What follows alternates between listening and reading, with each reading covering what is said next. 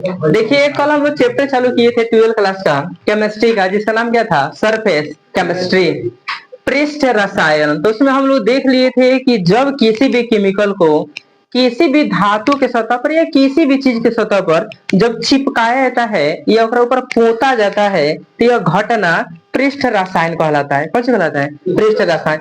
इसमें बहुत सारा चीज हम लोग देख लिए थे, जैसे एडसोर्प्शन के बारे में, अबसोर्प्शन के बारे में, एडजॉर्बेट के बारे में, एडजॉर्बेंट के बारे में, ये सारा चीज हम लोग देख लिए थे। सॉर्प्शन के बारे में, डिसॉर्प्शन के बारे में। आज हम लोग का टॉपिक है, देखिएगा बाबू, इसका नाम है हीट ऑफ एडसोर्प्शन। हिंदी में अगर पढ़ेंगे अधिशोषण की उष्मा। क्या पढ़ेंगे बाबू? अधिशोषण की उष्मा।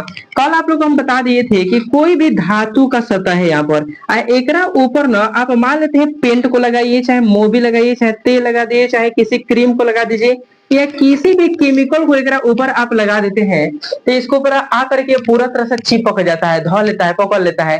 तो इस घटना को हम अधिशोषण बोलते हैं। जो पदार्थ आकर के सटता है, चिपकता है, उसको हम एडजॉर्बेट बोलते थे, अधिशोष्य। जिसके सतह पर आकर के चिपकता है उस सतह को हम नाम दिए थे एडजॉर्बेंट। हिंदी में अगर पढ़ेंगे अधिशोषक। यह पूरी घटना एडसोर्प्शन कहलाएगी। अब सीधी सी बात है, क्रीम में लगा लीजिए। तो क्रीम लगाने के बाद देखिएगा, अगर मान लेते हैं जल्दी से नहीं झूर आता है और हम लोग कहीं जाना होता है तो हम लोग कौन सी करते हैं, पंखा के नजदीक जाकर बैठ जाते हैं। या मान लेते हैं को देखिएगा फेस वॉश लगा दीजिए, जल्दी से ऊपर धोना होता है या जल्दी से नहीं साफ हो पाता है, तो पंखा चला करके लगे ना हम लोग जाकर 2 मिनट 4 मिनट 10 मिनट हम लोग बैठ जाते हैं। उसके बाद हवाओं का जब प्रेशर जब मारता है ना तो पूरा हमारे मुंह पर ही पूरा तरह से सूख जाता है। सूखने के बाद आराम से हम लोग जाकर धो लेते हैं, साफ हो जाता है। तो बाबू इस दौरान अगर मान लेते हैं हवा का प्रेशर मारिए, अच्छा मान लेते हैं गर्मी ही पड़ गया, या मान लेते हैं कि खूब भरपूर मात्रा में आप कौन सी किए तो क्रीम व्रीम पोत ली, उसके बाद धूप में निकल गए। जैसे धूप में निकलेगी तो जैसे ही हाई टेम्परेचर पड़ेगा तो आपके मुंह पर जितना भी क्रीम व्रीम लागल है वो पूरा पसर करके पिघल करके नीचे बहने लगेगा। तो बाबू इससे ऊर्जा का कुछ कुछ हानि हो जाता है या ऊर्जा का कुछ कुछ अवशोषण हो जाता है। दो काम होगा, या तो मान लेते हैं हवा का प्रेशर मार रहे हैं तो बॉडी के ऊपर मान लेते हैं क्रीम लगा है, मान लेते हैं कुछ पाउडर लगा लिए, तो अगर हवा का प्रेशर मारेंगे तो और सूखेगा, चलते पर अमाउंट बढ़ जाएगा। और अगर मान लेते हैं धूप में चले जाते हैं तो वही देखिएगा बहना प्रारंभ हो जाता है। या किसी भी धातु को अगर पेंट कर लीजिए, जैसे मान लेते हैं घर का दरवाजा हो गया या केवाड़ी हो गया, फाटक हो गया, कोई भी, उसको पेंट करके जब आप लंबे समय तक हाई टेम्परेचर पर गर्मी में रख दीजिए, सूर्य के टेम्परेचर में, तो देखिए वो सूखेगा नहीं, वो और पिघल के चारों ओर बुखर आ जाएगा। वही ठंडे जगह पर रख दिए तो जल्दी से सूख जाता है। तो किसी भी धातु की सतह पर जब आप लेप लगाते हैं या पेंट को लगाते हैं, किसी केमिकल को लगाते हैं, अगर इसको आप हवा के प्रेशर में या टेम्परेचर में रखते हैं तो दो काम होता है, या तो ऊर्जा का एकरा में लॉस होता है। लॉस कब होगा? जब टेम्परेचर एकरा पर आएगा। जैसे ही टेम्परेचर पड़ेगा तो ये पूरा बोकुरा करके पिघल करके नीचे पसरने लगेगा, ये इस तरह से। तो उस समय ना ऊर्जा का हानि हो जाता है। अबे आप सूर्य का प्रकाश एकरा में ना देकर टेम्परेचर ना दे करके जैसे ही एकरा में आप पंखा से हवा प्रेशर मारते हैं तो हवा का प्रेशर जैसे मारिएगा ना तो एकरा में ऊर्जा जो होता है बढ़ जाता है। तो बाबू जितना ऊर्जा एकरा में बढ़ा या घटा इसको बोलते हैं हीट ऑफ एडसोर्प्शन। क्या बोलेंगे? Heat of adsorption.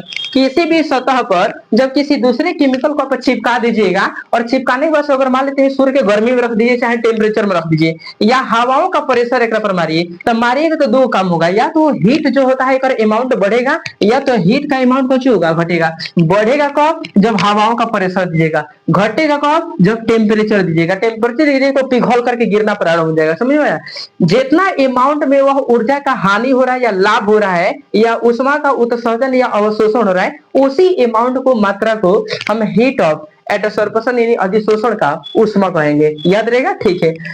खास करके जहाँ नाच होता है ना, तो नाच देखिए जो वहाँ का डांसर होता है लोग, तो हर एक सॉन्ग में लोग कौन करना होता है, एक वो अपना अलग अलग ड्रेस पहन के आएगा, लोग वो सब क्रीम व्रीम लगा के आएगा सब। तो उतना समय उन सबको पास टाइम बहुत कम होता है गर्मी के मौसम में कि हर समय होता है क्रीम लगाया जल्दी से सूख जाए, तो जल्दी से नहीं सूखता है। तो जहाँ पर बैठा रहता है देखिएगा अपना श्रृंगार उंगार करके, वो जो पंखा लगा रहता है सब, श्रृंगार करने के बाद पंखा चला देता है सब, जिसके चलते जितना भी क्रीम व्रीम लगाया सब जल्दी से सूख जाता है। तब वो प्रेशर लगाने से जो आप केमिकल ऊपर मुंह के ऊपर पोते हैं वो जल्दी से सूख जाता है, जिसके चलते अमाउंट बढ़ जाता है, पिघल करके नीचे नहीं गिरता है। या देख लीजिए, आप नहा लिए, साबुन से नहा लिए, पूरा साबुन से नहाने के बाद हमारे यहाँ पे ईटा बालू का काम करने लगे। उसके बाद से देखिएगा जैसे ही धूप पड़ेगा ना आपको बॉडी पड़ता पूरा पसीना पिघल उगल के नीचे आ जाएगा, तब कौन सी कहते हैं पूरा नहाइल बेकार हो गई, ठीक ना। इसीलिए जितना एनर्जी वो बह के नीचे आ गया, चाहे केमिकल बह के नीचे आ गया, जिससे आप नहाए थे, बॉडी लोशन लगाए थे, क्रीम लगाए थे, और पूरा बुकरा के पिघल करके नीचे गिरने लगता है। जितना ऊर्जा को उसमें हानि हो जाता है उसी ऊर्जा को हीट ऑफ एडसॉर्प्शन कहा जाता है। समझ में आ गया होगा ना। चलिए इसमें देखिए बाबू, अभी एडसॉर्प्शन जो होता है ना ये दो प्रकार का होता है। क्यों दो प्रकार का होता है? अच्छा देखिए, जो पदार्थ किसी धातु के सतह पर आकर के चिपकता है, इस पदार्थ को हम नाम दे दिए थे एडजॉर्बेट। इसका नाम हम दिए थे एडजॉर्बेट। हिंदी में अगर आप पढ़ेंगे अधिशोष्य। जावना की सतह पर आकर के चिपकता है, इसका नाम हम दिए थे एडजॉर्बेंट, अधिशोषक। बाबू यह जो पदार्थ आकर के चिपक रहा है इसमें, और इस एडजॉर्बेंट इस सतह पर चिपक रहा है, तो जौन चिपक रहा है जौना की सतह पर चिपक रहा है, एक बीच में कुछ ना कुछ बल लग रहा है तभी तो चिपक रहा है। अगर एक में बल नहीं लगता, एक में फोर्स नहीं लगता, जैसा हम लिखे हीट से ये नीचे धमसे गिर जाता है। इसका मतलब है कि इसके सतह पर यह जो केमिकल एक में लगा है, एक में बल लगा है, बॉन्डिंग है, तभी यह जैसे एक पर लिखा जाता है चिपक जाता है, नीचे नहीं गिरता है। अगर मान लेते एक और एक बीच में फोर्स नहीं रहता, जैसे एक पर रखेगा ना तो छील के नीचे गिर जाएगा। इसका मतलब होता है कि एडजॉर्बेंट और एडजॉर्बेंट के बीच में कुछ ना कुछ बल लग रहा है तब जाकर चिपक रहा है। ये हम लोग क्रीमें लगाते हैं, या मान लेते हैं हम लोग तेले पोतते हैं देह में, तो हमारे स्किन पर और केमिकल के बीच में, माने तेल हो गया या पाउडर हो गया, उसके बीच में तो बॉन्ड लगता है, बॉल लगता है, जिसके चलते वो पूरा तरह से आकर चिपक जाता है ना। तो जैसे तरह क्रीम पोतेगा झड़ के नीचे गिर जाएगा, इसीलिए बीच में बॉल लगता है। यह बॉल दो प्रकार का होता है बाबू, एक बोलते हैं वंडरवाल, वंडरवाल फोर्स, और दूसरा बोलते हैं बाबू कोवेलेंट, कोवेलेंट फोर्स, या एक और एक नाम आप दे सकते हैं आयनिक फोर्स। ये तो बाबू ध्यान दीजिए, अगर कोई केमिकल किसी भी धातु के सतह पर चिपकता है, अगर उसमें वंडरवाल फोर्स काम करता है, वंडरवाल फोर्स काम करेगा तो उसको फिजिकल एडसॉर्प्शन कहा जाएगा। हिंदी में को बोलेंगे भौतिक अधिशोषण। भौतिक अधिशोषण का मतलब होता है जैसे मान लीजिए कि आपने क्या किया, पूरा बहुत सारा पूरा इकट्ठा कर लिया, सूर्य का जैसे टेम्परेचर पड़ेगा बारिश इसमें भीज जाएगा, उसके बाद भीजने के बाद देखिए सूर्य का टेम्परेचर पड़ेगा तो पूरा धीरे धीरे नीचे दबता जाएगा, आप लोग देखे होंगे। ऐसे पूछोट जब लगाए इनका बहुत ऊंचा पूछोट हो जाता है, लेकिन जैसे लंबा समय बीतता जाएगा बारिश से, या मान लेते सूर्य के प्रकाश की पड़ता जाएगा, तो अगर हाइट कौन सी होता जाएगा बाबू, दबता जाएगा। तो ये दबता जाएगा ना, तो दो को पूरा के बीच में जो बल लग रहा है ना, वो यहाँ पर समझिए कि फिजिकल एडसॉर्प्शन का उदाहरण है। वो आपस में चिपक जाता है, जब वो खींचेगा ना देखिएगा पूरा चिपकल रहता है, आपस में सट गया रहता है, वो खींचेगा पूरा तरह से चिपक गया रहता है।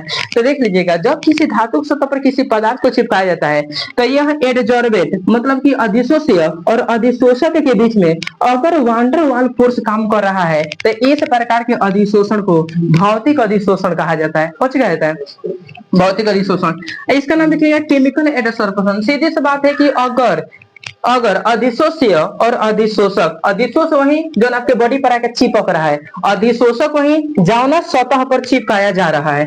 अगर मान लेते हैं अधिशोष्य और अधिशोषक के बीच में अगर कोवेलेंट बॉन्ड या कोवेलेंट फोर्स, हिंदी में बोलेंगे सहसंयोजक बंधन या आयनिक बंधन काम कर रहा है, तब एक बोलेंगे बाबू केमिकल एडसॉर्प्शन। जितना धातु के सतह पर पेंट किया जाता है, या हम अपने बॉडी में जितना भी क्रीम उरीम पोतते हैं, तेल पोतते हैं, या साइकिल का जो रिंग होता है ऊपर पर हम लोग तेल लगा देते हैं मिट्टी का, या जो भी धातु के सतह पर पेंट मोबिल या ग्रीस लगा दिया जाता है, वह सारा का सारा बाबू केमिकल एडसॉर्प्शन का उदाहरण होता है। तो एक ऐसा अधिशोषण जिसमें अधिशोष्य एवं अधिशोषक के बीच कोवेलेंट बॉन्ड मतलब कि सहसंयोजक बंधन लगता है, आयनिक बंधन लगता है, उसको रासायनिक अधिशोषण कहा जाता है। धातु के सतह पर जितना भी आप किसी केमिकल को लगाइए चाहे पोतिए, सारा सारा किसका उदाहरण है, केमिकल एडसॉर्प्शन। देखिएगा सुनार भाई लोग कौन सी करता है, लोग सुनार भाई लोग कौन सी करेगा, लोग चांदी ले लेगा, लोग चांदी के ऊपर जो होता है ना एक पर सोना का परत चढ़ा देता है लोग,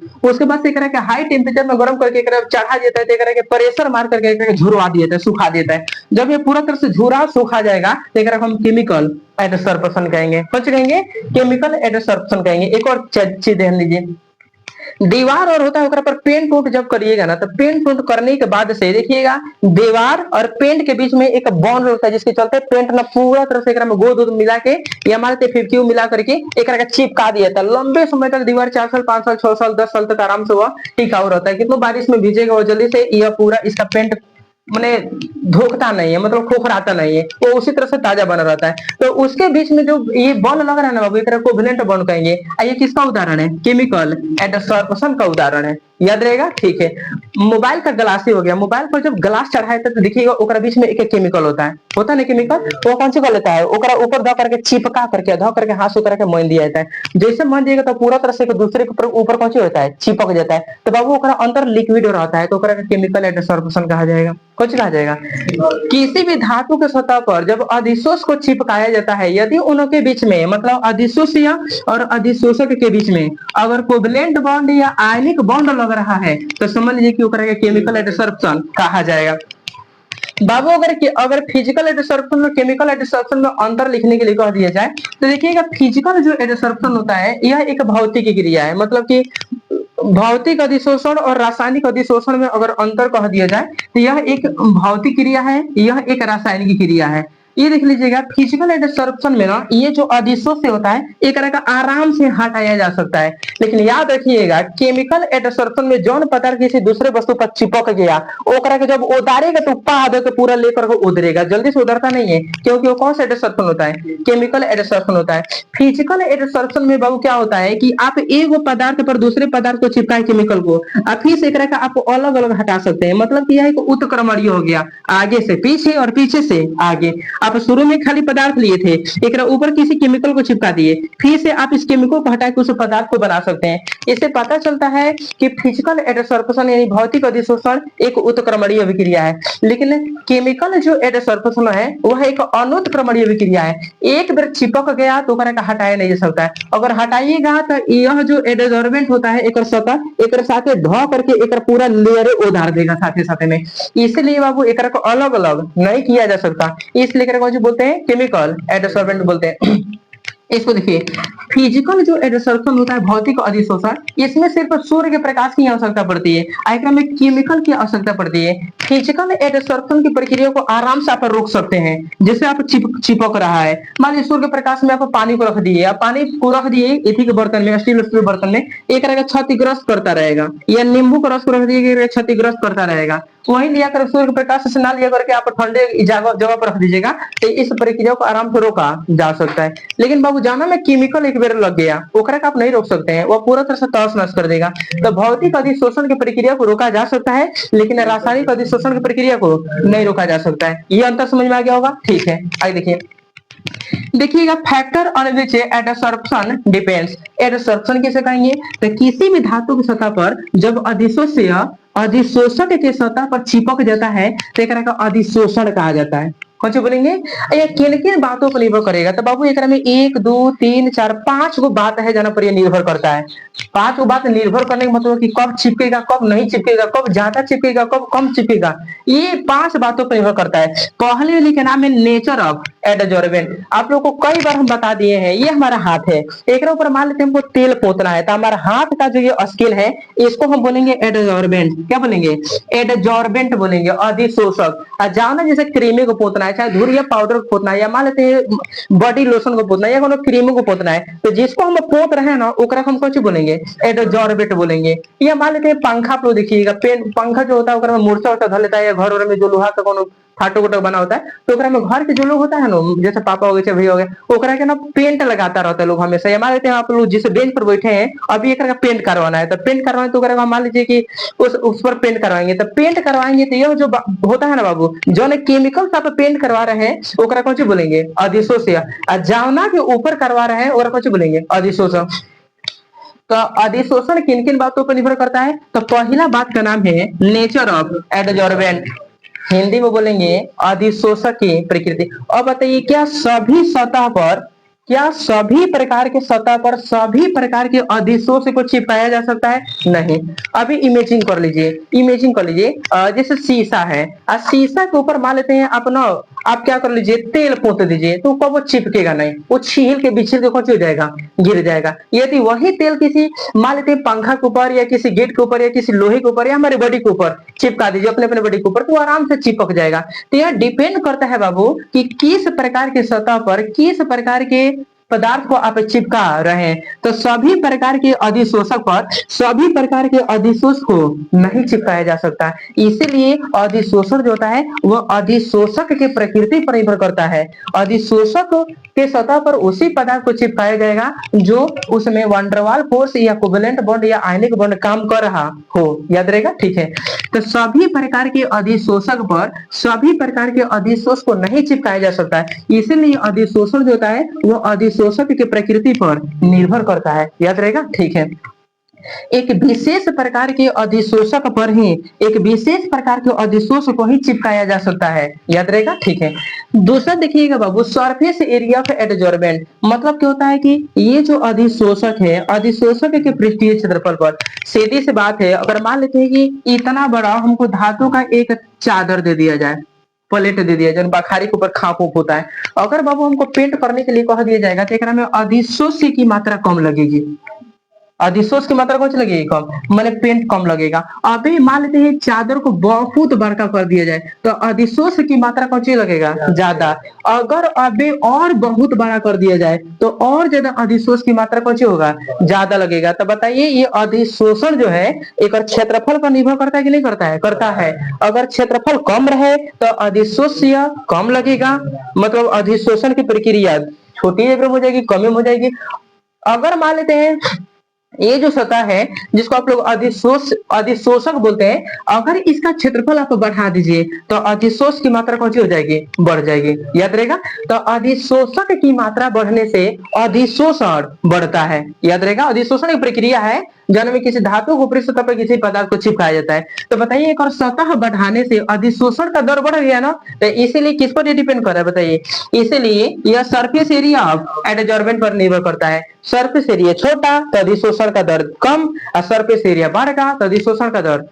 प्लास्टरिंग करना होता है या मान लेते हैं पेंटिंग करना होता है, तो अगर दीवार अगर छोटा छोटा होता है दीवार तो देखिएगा कम समय में जल्दी से हो जाता है। अगर दीवार बहुत लंबा चौड़ा हो तो बाबू देखिएगा लंबा समय लगता है पेंट या पुट्टी चढ़ाने में, लगता है ना। इससे पता चलता है कि जो अधिशोषण होता है वह अधिशोषक के क्षेत्रफल पर निर्भर करता है।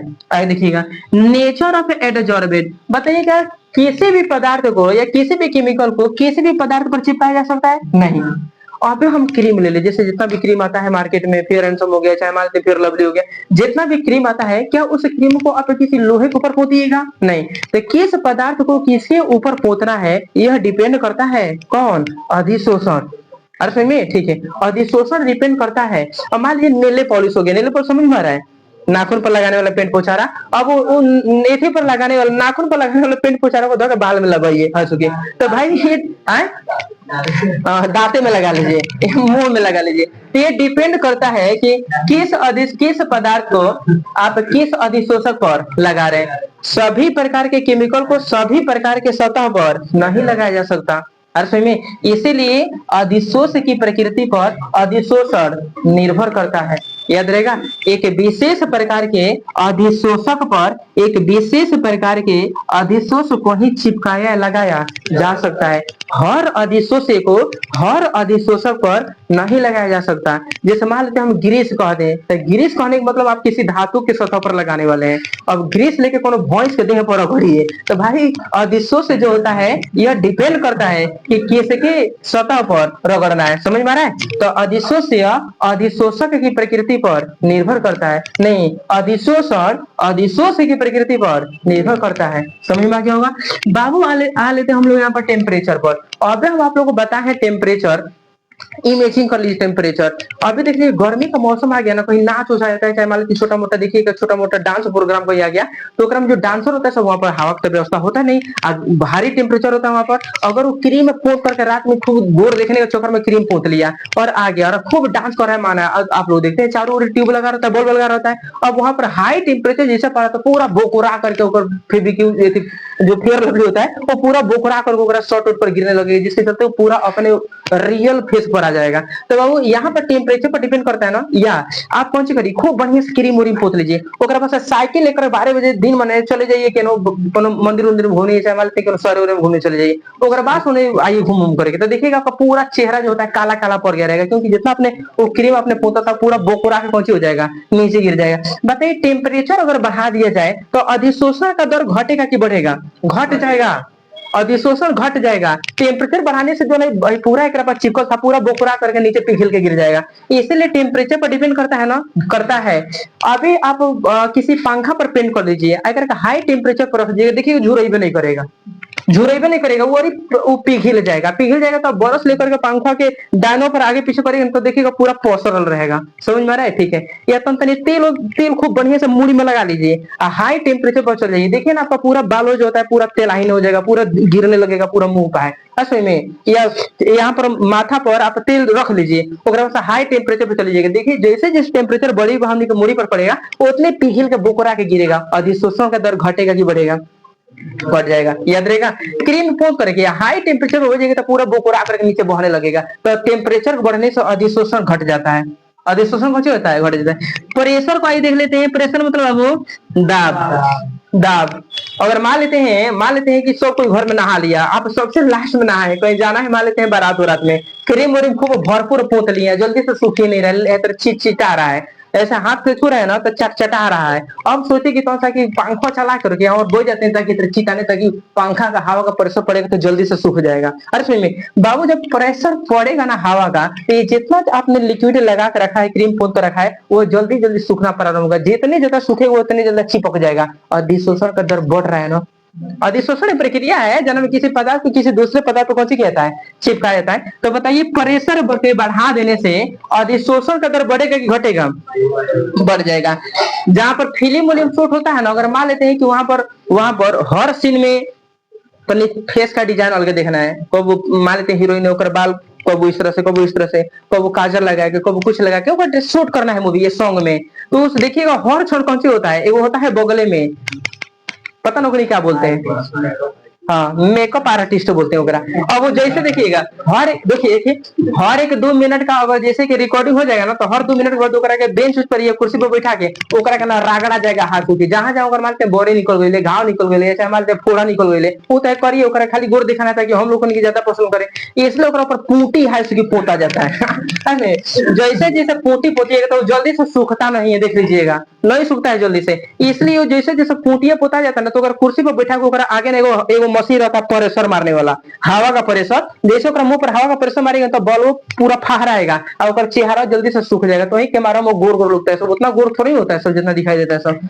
तो प्रेशर बढ़ाने से अधिशोषण कौन सी होता है बाबू? बढ़ जाता है। याद रहेगा, ठीक है, अधिशोषण बढ़ जाता है। जैसा हम लोग सच में मूवी में जैसे हीरोइन को देखते हैं ना, सामने देख लिए तो सलमान खान के देख लिए तो उल्टी कर दीजिए तू कर दिए तरबैले, अभी बुढ़ौतियों में कोई वो करके पसंद कर रही है सब, तो एक कौन सी बोलेंगे प्रेशर। समझ में आ रहा है? हाँ वो देखते हैं आप लोग सलमान खान को ना, तो पैसा का व्यू से ओकरा के लाइक किया जा रहा है, ओकर देख नहीं कुर्सी पर चढ़ा के कूदा देगा तो पेट फाट जाएगा, कंप्लेन नहीं होगा चलिए देखा बच्चे बोलेंगे प्रेशर, क्या बोलेंगे? प्रेशर। वो लोग उस उम्र में नहीं है लोग। तो अधिशोषण किस पर निर्भर करता है बाबू? प्रेशर पर। प्रेशर बढ़ाने से अधिशोषण का दर बढ़ता है कि घटता है? अच्छा, टेम्परेचर बढ़ाने से अधिशोषण दर बढ़ता है कि घटता है?